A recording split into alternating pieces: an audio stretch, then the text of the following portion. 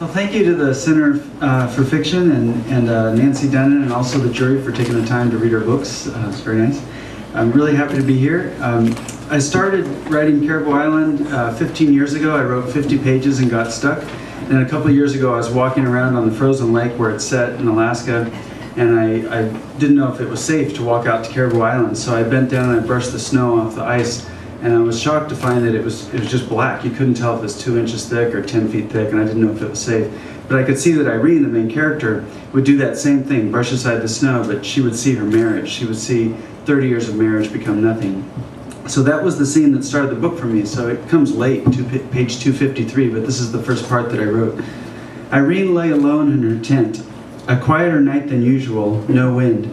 And she tried to imagine what it would be like in winter.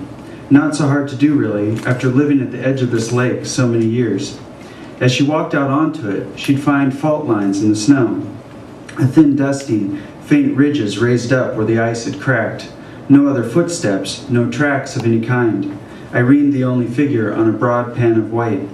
Early winter, the temperature -15. The mountains would be white, the lake and glacier. Only the sky a new color, rare winter sun, rare midwinter blue. The sun above the peaks moving sideways, unable to rise any higher. Irene would carry her bow, her footsteps the only sound. She's a bow hunter.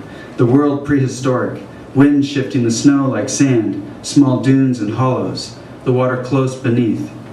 Irene imagined herself not properly dressed for the cold for some reason, wearing what she had worn inside the cabin, finished now, a blue sweater, thin down vest, wool pants and boots, a knit cap, white and gray. No gloves. Her hand holding the bow was cold.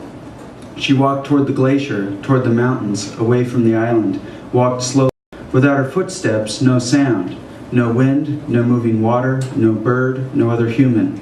This bright world, the sound of her heart, the sound of her own breath, the sound of her own blood in her temples, those were all she would hear. If she could make those stop, she could hear the world. The water beneath her was moving, and that must make a sound. A dark current beneath ice, no surface to break, no ripples, but even that must make a sound. Deep water, layers and currents, and when one layer moved over another, something must hear that, some tearing of water against water.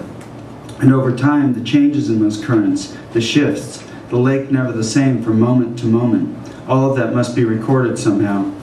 Irene could imagine herself continuing on over the thin crust, holding the bow in her left hand, letting the other hand warm in her pocket, continuing over light dunes of snow, pausing in an area of large flakes, the size of fingernails, individual snowflakes, their branches visible, lying at angles, razor thin. They looked ornamental, contrived, too large and individual to be real. She squatted down for a closer look, touched a flake, then wiped her hand across the surface, revealing the black of the lake, the color of ice over the depths, a vacuum of light, and no way to peer into it, the surface clear, but so dark as to be essentially opaque. The cold would press in, not dressed for this, not prepared, her legs and back cold. She'd be shivering soon, the sun so bright and without any warmth. Gary, she said, that's her husband, and she stopped. This big lake, so flat, only the small drifts of snow. She looked at the far shorelines, turned a slow circle, tried to see it all at once, the immensity of it. And then she would walk toward the nearest shoreline, wanting the cover of trees, the distances deceiving, elongating. At the edge of the lake, ruptures and monuments of ice, their peaks covered in snow, mountains of another scale. She stepped over a ridge, a giantess, slick ice beneath her boots, and then rock, large pebbles, the beach. Into the trees quickly, home of winter birds, spruce grouse and willow ptarmigan, white-tailed ptarmigan. She'd seen small flocks of redpoll feed in temperatures colder than this. No trail here. She stepped over deadfall, pushed through bare patches of alder, grown thick, food for ptarmigan, into the taller white trunks of birch, the evergreen Sitka spruce, tall and thin with branches bent at odd angles. Thanks.